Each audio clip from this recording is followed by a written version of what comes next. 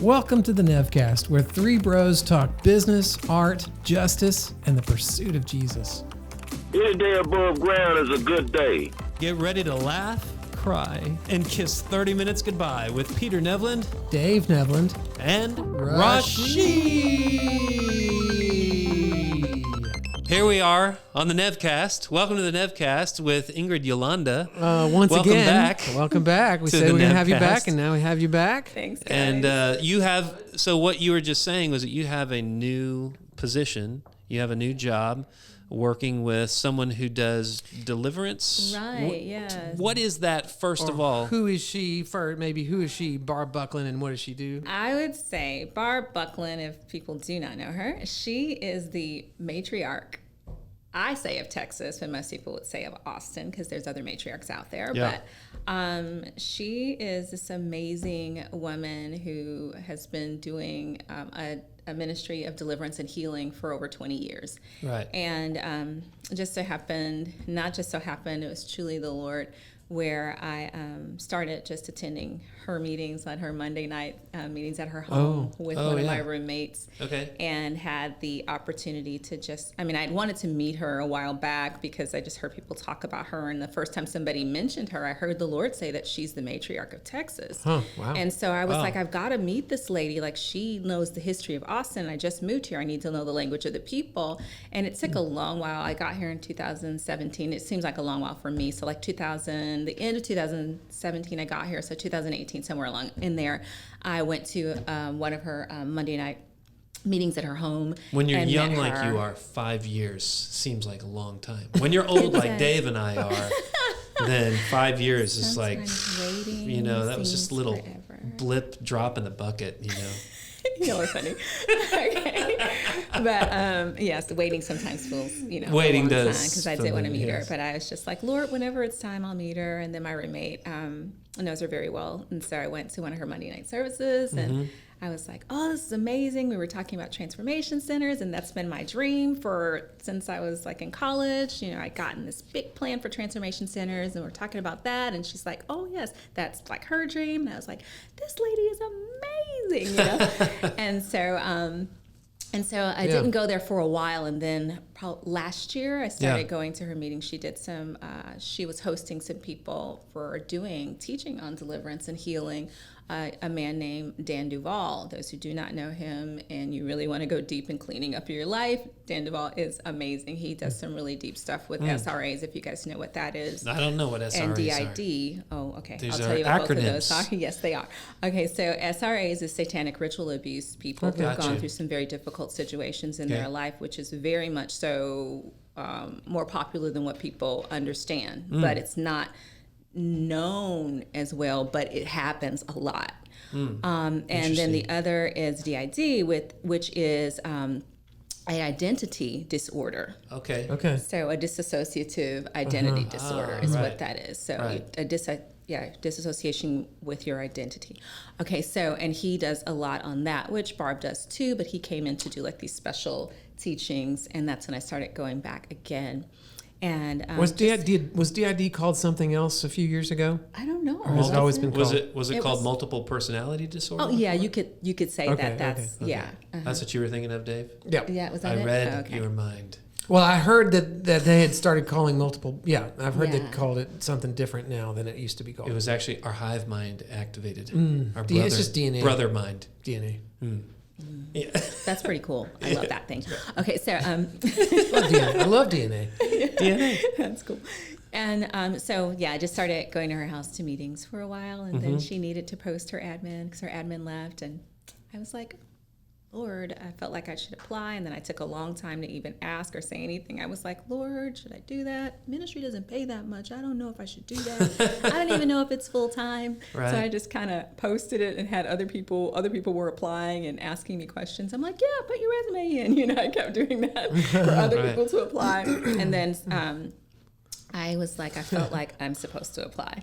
And so I went to her and asked, should I apply for that position? Is it full time? It's paying. And she's like, yeah, why not? Of course, why not? So, Right. And I applied and I got the position. I literally cried, y'all, when I got this position because I love like my passion is to see people free. Yeah. Yeah, I really want to see people living their life at the heightened level that the Lord intended them to, and walking out the truth of who they really are from the very scroll that God put in their hands at birth, you know? Because it's what he gave us, you know, and a lot of us, just life causes you to step away from that scroll. It causes you to not even know what that scroll has on it, because you get so occupied and preoccupied with life and the things of the world. And so stepping into that position was like, it was wow to me. But one thing I did ask her is, can I still do deliverance even when I'm your admin assistant, you know? And she's like, yeah, you know, so I can still come to the table and help sometimes when I can, you know, which is awesome. It's kind of cool that you can do both things, because some people involved in deliverance can't do anything administratively. But, you know, I'm going to honestly say, I don't think that I was especially qualified for the position, but I can say that was truly the Lord, because I felt like that's where I should have been. And I know Barb would not have hired me if she didn't feel like that's where I needed to be. You know what I mean? She definitely hears from the Lord, and her, and the other person that interviewed me also.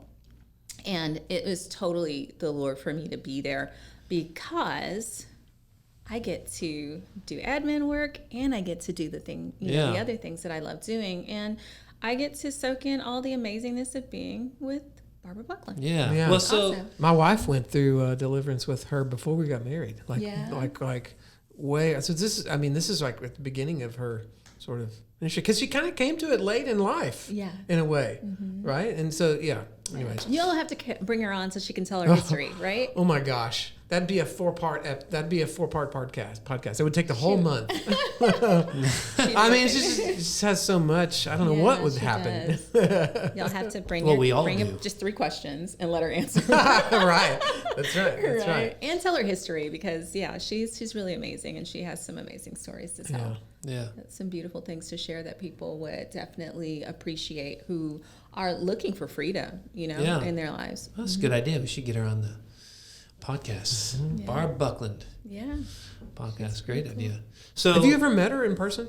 I don't think that I have. I've heard her name all the time. I don't know that I even know what she looks like. Oh, okay. No?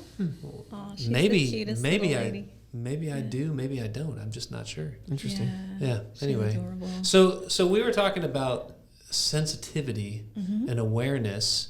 And you were saying you seem to see like a certain type of sensitivity in Dave. You see a different type of sensitivity in me. I was noticing on Saturday night, you came around, and of course our daughter Goldie, who's a year old, was like, she saw you and was like, you know, she wanted to be held by you. She's adorable. Yes, she is adorable, and she's, you know, very wonderful and very gracious, but she doesn't do that to everybody. I don't think she's done that to me. No. And, well, I mean, it's a little more obvious why she... I'm just kidding. Scratchy face. Scratchy face. You're not Ingrid, you know? I mean, clearly, right? And you're also not her dad. Well, you know, so the only reason she does that to me is I spent a whole lot of time with her. Yeah, that's There's right. a long time she didn't do that. I can kind of sound a little bit like you. Me. Yeah, good. Okay. But anyway, so she did that, and then you were walking around with her. I was curious, like, what were you sensing, like, from her, like, as you were walking around with her? The amazingness of the joy that your baby carries. She is like a bundle of joy. I was like, wow, this kid is amazing. It's kind of irrepressible. She's so adorable, but she has... I noticed that children have the same sensitivity that I have. They do like that. Yeah. Like if we as adults understood who we were, then when we like see people, we're like, oh, that's my twinning. I'm twinning in the spirit with this person. You know what I mean? And that is how your daughter is. Yeah. Most kids that are like that, I'm like, oh, you have the same thing I have. So I walked around, prayed for her, and like, yes, you're amazing. Yeah. Well, and then when you came to give her back, she's like, did not want to, you know, she was like, I want to go back to Ingrid. Oh, yeah. I was like, Jesus, I want one, yeah. One of these days I'll have one. When I have to have a husband first. Having a little one like that will make you want to not just have one. Yeah, I want to have more than because I mean, she was our third, and we were kind of like, okay, another one, and then we're like, oh, another one. Oh, this is great. Oh, we could do another one. Yeah. After her, we start talking like that. It's pretty amazing. And you know what I heard from parents that what's that? 1 and 2 is not easy to deal with, but when they have 3 and 4, it's easier. Like right? I have 3, and the third one seems to be easier. It's Somehow that zone defense. Yeah. I'd say man on man is 1 and 2, and then zone defense. But I think it's different in the sense that the older one starts to become help. Yes. And so you're actually better odds. Like when you're two parents, 2 kids, and the 2 kids are really young, they both require a lot, and it is stretching, and then they conflict with each other, everything. And when you bring a third in, if they were the same age, like they were all the same age. Goldie ends up bringing peace to us, but she also brings peace to the brothers, and lessens some of their rivalry. We're like, they could be arguing with each other, and you bring Goldie in, and all of a sudden they, start focusing on her. Now, sometimes, our youngest, he focuses on her a little bit too much. It's like, Pax, you cannot jump on top of her. Like, you think that she's just your fun little toy. She's not just your fun little toy. And I know that you give her hugs and kisses and all these. Those are sweet things. But you can't go jump on her, pick your feet up, and land on your knees on her back or something. That you just hurt her. Wow. And then he gets sad because of that. Yeah, you got to train the kids. Of course. They don't know things. He doesn't know. Yeah. The good thing is that Goldie's big enough. But anyway, I was just curious about that. But I used to be the peacekeeper at my house. Really? When I was a kid. Mm-hmm. Interesting. Yeah, sure was. But you said that you're not the oldest. No, I'm the middle child. You're the middle child. But I was the peacekeeper. The peacekeeper. Yeah. So are you third? I am second in 3. Second of 3. Oh, okay. Oh, okay. Yeah. Because I don't think the second one is usually the peacekeeper. That's unusual as well. But it's what I carry. Yeah, right. Yeah. That's it's something that God gave you. Yeah. Mm-hmm. As someone who brings that. Yeah. So, other things. What do you want to eat? What's happening with you and Barb Buckland, or are you still kind of thinking about the interpersonal division and reconciliation between people? It's still. I mean, I think that ties in together. Yeah, they're not the different thing necessarily. They're the same and different at the same time. But yeah, I think.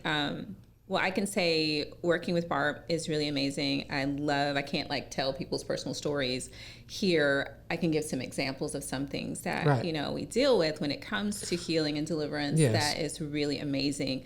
But I mean, just all kinds of people come to the table with a lot of different issues that are going on in their life, which is just daily issues that everybody has. And some things are not things that everybody has, but, I have the opportunity of, even while I'm working and doing admin work, being an intercessor in the midst of it. Yeah. And because I'm so super sensitive to the atmosphere that's going on around me, there can be 2 or 3 deliverances going on in the house, or somebody praying over here, somebody over there, and I can feel what's going on.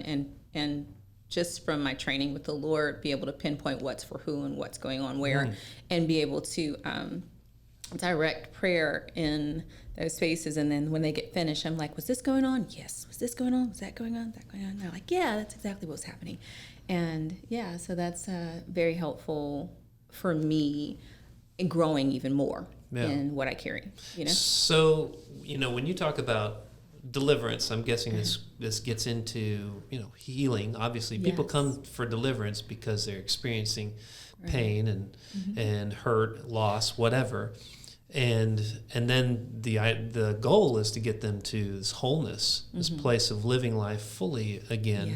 What have you seen has been the key for people to go from a place of either being I don't know, you might call it in bondage or being wounded or whatever, to the place of walking in wholeness and the place of walking in deliverance from that stuff? What's been the key of seeing someone make that journey successfully? I would say that in most cases, it's things that were iniquities in the family line.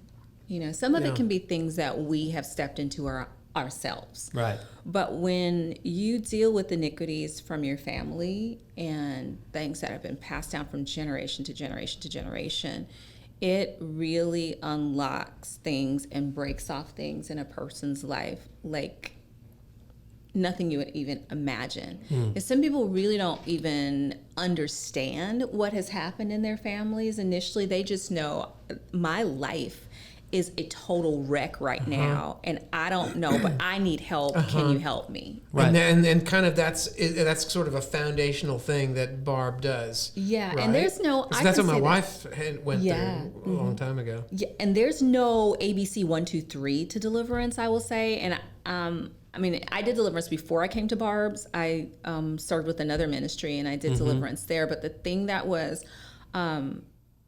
probably a key thing that I found was breaking off something that is over our nation and is in family lines all over. Wow. And it's Freemasonry. Okay. Oh, Freemasonry. This is what my wife had to go through. Yeah, that is a root that is so deep in this nation that people don't even realize how it is associated to the bondages that they have in their life. And because it's it used to be more of a secret thing in families where you wouldn't even know if your grandfather or great-grandfather was it and had it unless you saw some of their paraphernalia and you're like, what is that? You know, why do you wear that hat? Why do you put that thing on? Why do you, do things like this? Because it wasn't really spoken of. But in this day and time, it's very, very well known, and their rituals are now more prevalent because it's more prevalent in our nation. They out of the closet with it. You're saying there are more Freemason groups now than there were? No, there's always been a lot of Freemason groups. But it's now known. It's no more obvious. More obvious. It's very it's much not kept behind closed doors as much. It's not. They are so boldly coming out with their agenda. My wife is a direct descendant of the man who started the Freemasons, at least in Williamson County, if not in Central Texas. Yeah. And so it was like we had this show at the temple. we had a CD release party at temple, and He's at the very beginning, very end of the plaques, and there's his face right there, Samuel Mather. Wow. So she had to break that off, and her family had to break it off, and it changed things. Didn't it change? Yes. Changed things. Huge. It was huge change in their family. Yeah, and breaking things like that off, the roots to the things that happen in your family and generations in your family, then it's a spirit. Then you need to work on your spirit. Yeah, because our spirits are not always awakened. I could show you guys an example. I'll just tell you if you can visualize it. You guys are creative. So if you looked at a spirit, soul, and body, and this is the example that I usually show people: your spirit, your soul, and your body. The Lord, even in Scripture, it says spirit, soul, and body. But in most cases, we have learned to live body, soul, spirit. Okay. Yeah. Because we feed our flesh more than we feed our spirits. When the Lord his original intent was our soul to be married to our spirit, not our soul to be married to our flesh. And most people's soul is married to their flesh. Yeah. Well, and that's art and pop music and culture and movies and stuff like that. Is life. We can't really get to the soul. It's like, well, that's not. That's that middle portion, your soul, is what the enemy battles for. So his job is to lie to people and keep them tied to their flesh rather than their soul tied to their spirit. Yes. And so the key is having your spirit awaken and feeding your spirit more than you feed your flesh. And a lot of people don't even realize or really know how to do that. And so I can say that I used to do this a long while back, command my spirit to come to attention, Okay. and then command my soul to partner with my spirit and my flesh to be subject to both of those as they partner with Holy Spirit. And so this is something that Barb's discovered at the table also, that has caused people to take in more and carry away more from the deliverance table or the healing table than if you didn't awaken their spirit or call their spirit to attention, because it's your spirit that's the thing that brings you to freedom when your soul is connected with it. You can't do this secularly. You can't. It is no way to do this secularly, except when I'm sitting with someone. Well, maybe you have an idea how to do this secularly. Well, you can tantalize people. You can tantalize with a secular outworking of it, but you can't go fully all there. Right. No, I'm saying stay secular. People try to do it secularly. Yes, they try. But they end up in deception. Right, in the back doors of things. So you end up partnering with the enemy rather than partnering with God. Yeah. Yeah. Yes. Very true. So that is true. Right. That is true. But like for me explaining it. But doing it well, you can't do it without. Yeah, you can't. Yeah. Nothing can be done without. So, okay, can I ask this question? I know you have more to say on this. That's okay. But you've mentioned this a couple times, at the table. Yeah. What is that? Is that metaphorical or physical? And we really do sit at a table. Yeah. And so that is what we call the space where we come to do deliverance. It's called at the table. Okay. So we call the person that's getting delivered the beloved. Beloved, yeah. Yeah, that's the beloved. And they're coming for the Lord to just... So why the table? I have an idea, but I would rather listen to you than tell you my idea. Well, I would say, I don't know how Barb would define this. Please talk to her and let her know, and have her explain this to you guys too. But for me, coming to the table is like the Lord just really feeding you a feast of who you really are. Yeah. Taking away those lies, taking away the deception, removing all of those things from you and having you renounce those things. Well, we're not removing it from them. The Lord is removing, and you literally can see forces leave people when they're renouncing the things that are going on in their lives. And so you're at the table, and I look at it like this is a feast being set before you in the presence of the enemy. Boom, Psalm 23. Yeah, exactly. Well, it's interesting. It made me think of something recently. This came to mind. I don't remember even what I was thinking about when it came to mind, but all of a sudden the scripture came to mind of John 6, where Jesus is processing the Pharisees are trying to attack him and stuff. Yeah. And he tells them, clearly your father's not God. Your father's actually the devil. And, and he says he's a liar. And when he lies, he speaks from his own resources. And he's the father of lies. Yeah. And I thought it was interesting. You say you're talking about deliverance being at the table, and at the table being where God comes and he feeds you. And so, and I think the invitation that you're making to people is stop trying to do this out of your own resources, because when you're trying to do this out of your own resources, you've actually partnered with Satan. Yes. Into his methodology of how he wants you to live. That's your soul being tied to your flesh. Yes. You are partnering out of your own resources, and your own resources happen to be death. Yes. You don't have life as one of your resources. You received life from one place, and it's from the source of life, and God wants to come and he wants to feed you from his table, as opposed to you trying to get this done on your own. Because if you've tried to get this done on your own, you've actually allowed the enemy to put you in bondage. Whereas if you will stop trying to do it on your own, and you will come to the Lord and let him take care of you, trust him, let him feed you, he will break off the bondage of you doing it out of your own resources and tie you to his spirit, which is where your life was always meant to come from. That was beautifully said. Is that beautifully said, Peter? Yes, okay. That is it exactly. He's literally setting a feast before you of truth. Yeah, yeah. For you to just he wants to feed you. Right. This is like when Jesus did this at the Last Supper. This was at the table, and the disciples were all at the table, and Jesus gets up from the table, grabs a bowl, and starts to serve them, Right. starts to take care of them. Yes. And they had to let him serve them before he fed them. Yes. He first served them and cleaned them, and then he fed them. Right.